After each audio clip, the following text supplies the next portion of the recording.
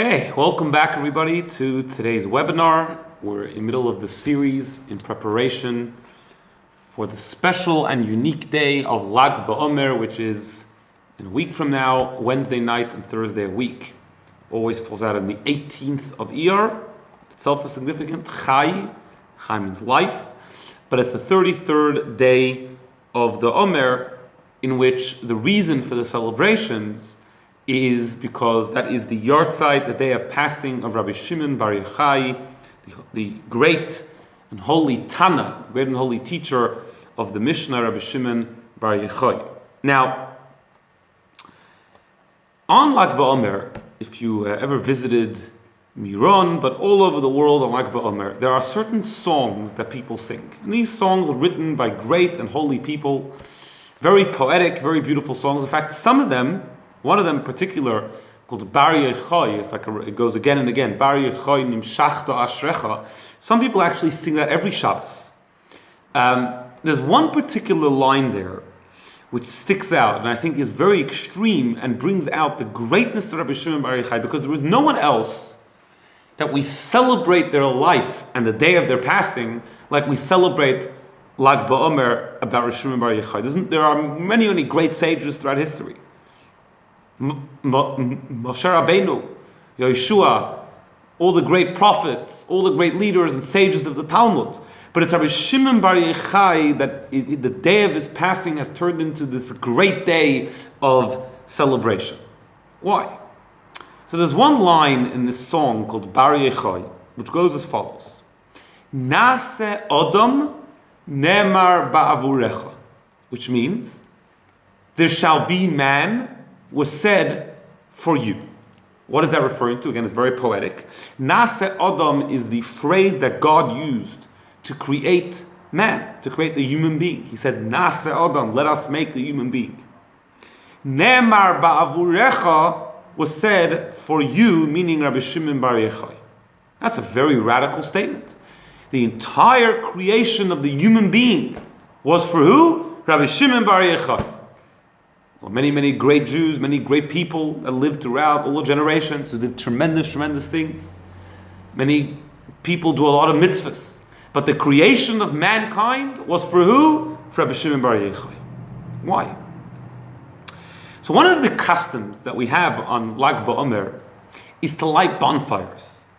This is, again, a custom which is quite widespread, to light a bonfire. Why do we light a bonfire? So the simple reason is because it says in the Zohar that on the day of his passing, there was a fire surrounding Rabbi Shimon Bar Yochai's bed. It says that on the day of his passing, Rabbi Shimon Bar Yochai taught the deepest secrets of the Torah to his students, later recorded in the Zohar.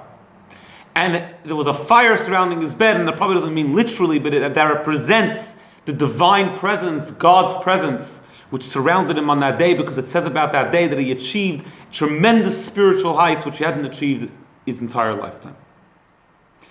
However, perhaps we can explain even deeper.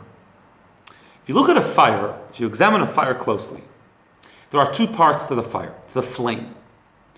There's the black part and there's the yellow part, meaning the part of the flame which is closest to the wick is actually black.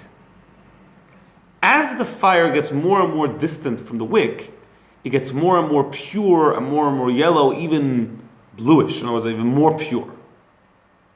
Why is it that way? Because fire, relatively speaking, is quite a spiritual existence. Now, obviously, it's not spiritual, it's physical. But within our physical world, we have things that are a little bit less tangible. Fire is one of them. Yes, you could feel the heat, but it's not such a coarse, tangible matter like most physical things are. The wick, on the other hand, is a very physical thing. It's like everything else. When the fire is very close to the wick and burning the wick and feeding off the wick, the purity of the fire is tainted, and that's why it's black.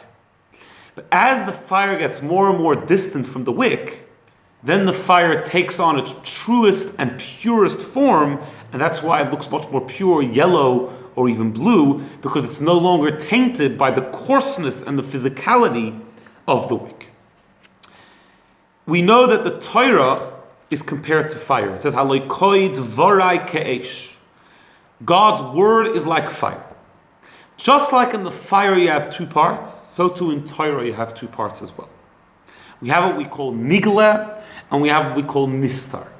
Nigla means the revealed parts of the Torah. What does it mean, revealed? Meaning the more tangible, so to speak, physical parts of the Torah. The parts of the Torah which discuss technical laws, the Talmud, Jewish law.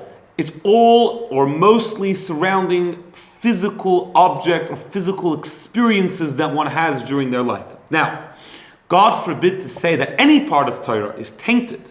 Every part of Torah is divine and holy and godly. However, the revealed parts of Torah have a danger. And the danger is that it can become tainted. Not that the Torah itself can become tainted, but you can become tainted as a result, the person learning it. As it says in the Gemara, that Zocha nasisloi sam chayim. If a person merits, the Torah becomes a potion of life. Loi Zocha, if a person doesn't merit, nasisloi sam, of the opposite of life. If a person doesn't merit, Torah becomes a potion of the opposite of life. Why so? Because the Torah is dealing with such physical things. You learn passages of the Talmud talking about cows goring a bull, or shorish, and nagach, the other way around, a bull, an ox goring a cow, and you get very nitty-gritty into the technicalities. It is possible for you to lose the appreciation of the divinity and the godliness which is found in the Torah. There's a story in the Talmud where it says that there was a city which was destroyed. Why was it destroyed? Because they didn't make a blessing on the Torah before. What is so bad about not making a blessing on the Torah? Because what is the blessing of the Torah? The blessing of the Torah is when we say, Baruch atah Hashem, blessed are you Hashem, noisein ha-Torah, the giver of the Torah. Not the one who gave the Torah, but the giver of the Torah. Meaning when we make the blessing, we contemplate that the Torah that we're about to learn is not just an intellectual exercise about cows and oxes. It's divine, it's God's wisdom. When you just learn the revealed parts of the Torah, there is a danger that you may forget that. You may forget that you're actually learning holy things, you're learning divine Torah, you're learning a godly Torah, you're learning God's wisdom.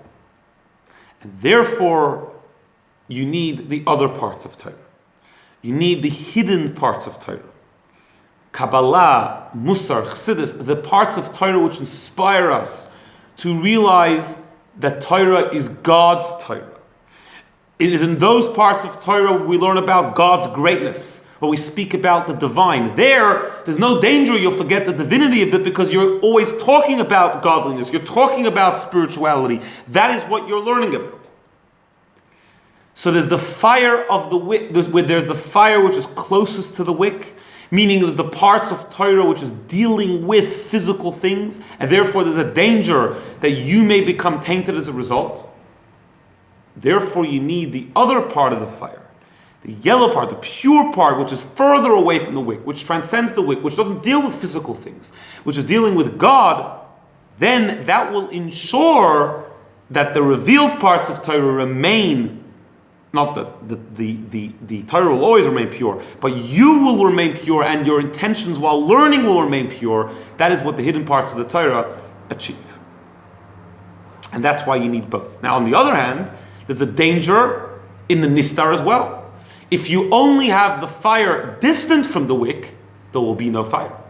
Right? In order for fire to survive, in order for it to be permanent, in order for it to be sustainable, it needs to burn off the wick. And it's like that in Torah as well. If you only learn Kabbalah, if you only learn the hidden parts of Torah, you'll end up having nothing. Because the bread of Torah, the foundation of Torah, the core of Torah is actually the revealed parts of the Torah. Halakha, Jewish law. Yes, it's more connected to the physical, but for that reason itself, because it's tangible, therefore it's for sure going to last by you. It's real, it's tangible, you can properly understand it, unlike the hidden parts of Torah, which are more distant and more spiritual. And therefore you need both together. In order for Torah to survive properly and thrive, you need to have the revealed parts, the hidden parts, the fire which is closer to the wick and the fire which is further from the wick. And that was the greatness of Rabbi Shimon Bar Yochai. The greatness and the uniqueness of Rabbi Shimon Bar Yochai is that you had sages who were more well-versed in the hidden parts of Torah. You had sages who were more well-versed in the revealed parts of Torah, but very rarely do you have these sages who combine the two. And that was Rabbi Shimon Bar Yochai. Rabbi Shimon Bar Yochai, as I mentioned on Monday, is mentioned in every single chapter of the Talmud. On the other hand, he authored the Zohar, the source of Jewish mysticism. He excelled in both, he lived both, and he combined both. He was a model of what it meant to be a true Torah Jew, a true learner of the Torah, who learned the complete Torah as one, both the tangible parts making it real, but also the esoteric parts, reminding us that the Torah is not physical, the Torah is divine. And that is why we say, Naseh Adam Nemar Ba'avurecha. Because the whole purpose of creation, the whole purpose of creation of the human being is that the human being should be able to connect to God. How do we connect to God? Through learning Torah. The one who taught the world what it really means to learn Torah in a complete way, both the hidden parts and the revealed parts, was Rabbi Shimon Bar Yochai. He was a model of somebody who learned both the revealed parts and the hidden parts of Torah. And that is why we say, Naseh Adam Nemar Ba'avurecha. The whole creation of man was for him, I mean not for him as a human being, but for what he represents, to learn the complete Torah as one. And that is why there is a custom to light a fire on Lag BaOmer, because the fire brings out this very point. It is the part of the fire which is closer to the wick, which is more tangible, more sustainable, but tainted. Therefore, you need the higher parts of the fire to retain the purity of the fire. Just like we have to learn the revealed parts of Torah, which are more real and tangible and sustainable, but also we have to learn the hidden parts of Torah to remind ourselves of the purity and the godliness of the Torah. Have a wonderful day.